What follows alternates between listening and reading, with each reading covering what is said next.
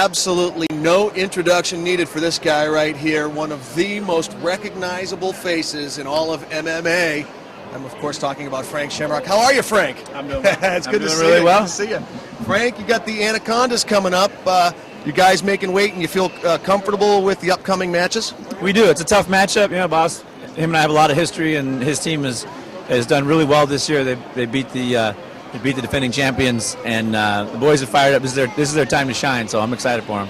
Now, you recently came off a match with your brother. There was all sorts of fun dynamics going on with that one. The thing that our viewers are curious about is when you guys both came to the center of the ring, there was a little bit of exchange there. He gave you a razor claw. What was going on in between with you guys out there?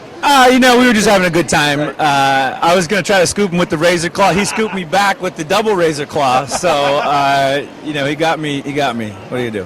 How did that razor claw start? You know what? Every other team has an animal that's real. We're one of the only ones that doesn't have. We're not actually a real. You know, there's no razor claws yet. Although we're looking to discover them. So we were just kind of looking for something to identify our team with, and you know, it turned out to be the razor claw. So, but now this is and I'll give this to everybody. You know, when you flip somebody off on the road, it's very impersonal, very impolite. Now you just give them the razor claw, and it's all right. Absolutely. Now, you've had a very long and distinguished career, fighter of the decade. You're still fighting. You came off a tough loss in the Showtime show against Renzo Gracie. Tell us a little bit about that fight and what are your feelings on it? Well, it's the second fight where I have knocked somebody out and lost the fight, so I don't know how that works. But, yeah, you know what? The whole Showtime thing was just another reminder to me that I should never leave anything up to anybody else to make any other decision, that I should always just kill everyone as fast as humanly possible. And it seems to be the most effective way, because anytime I let judges or anybody else have any type of part in it, it always goes south. So it was just a good wake-up call for me that I just need to knuckle down and do what I used to do and just mash everybody and forget about, you know, the showmanship and having a good time. There's been hardly anyone who's been better at it than you. You really dispatch your opponents very quickly.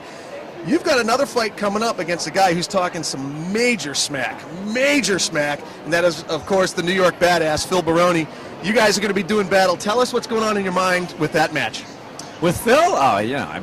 To me, I mean, it's an easy fight. Phil's a knucklehead. He's a great marketer. He's a great promoter. He's a great mouth. But he's an average fighter. He's an okay guy. And I'm going to stand him up and knock him out in a very, very ugly and decisive fashion because the fans want me to shut his mouth, and I want to buy another house, and I think it's all going to work out really well.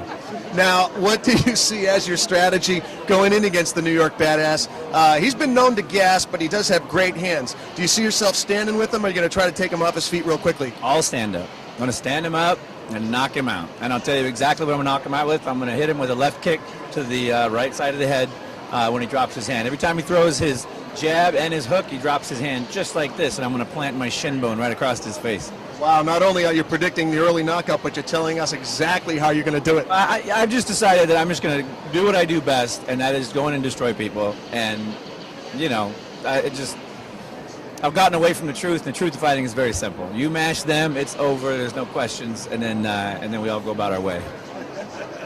No doubt about that. All right, let's talk about the IFL a little bit. A new concept in MMA, the team concept.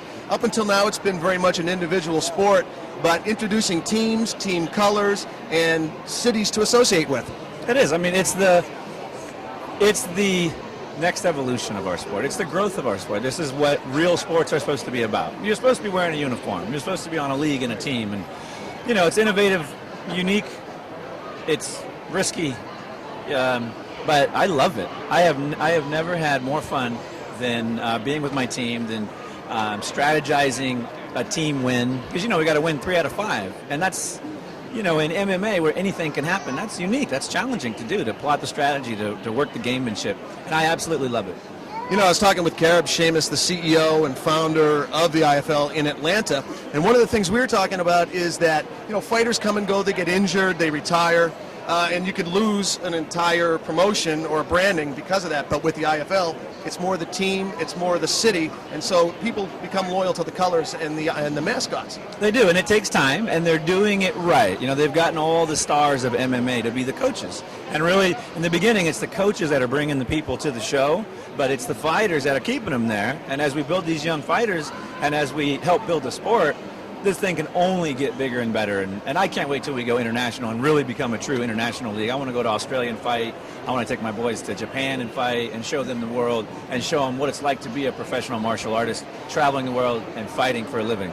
These kids deserve it. They work their butts off, and you've seen that. You've seen the excitement of traveling the world and being treated as a professional. What a great gift to give to these kids who work so hard. Well, it's amazing because most of the sports, at least the martial arts sports in the United States, when you're done with your sporting career, there's really no other career for you. If you're a wrestler, you're done when your wrestling's done. If you're a football player, you're done when your knees go out. You know, all our sports come to an end. MMA is a sport and a lifestyle that anyone, as an athlete or otherwise, can compete in.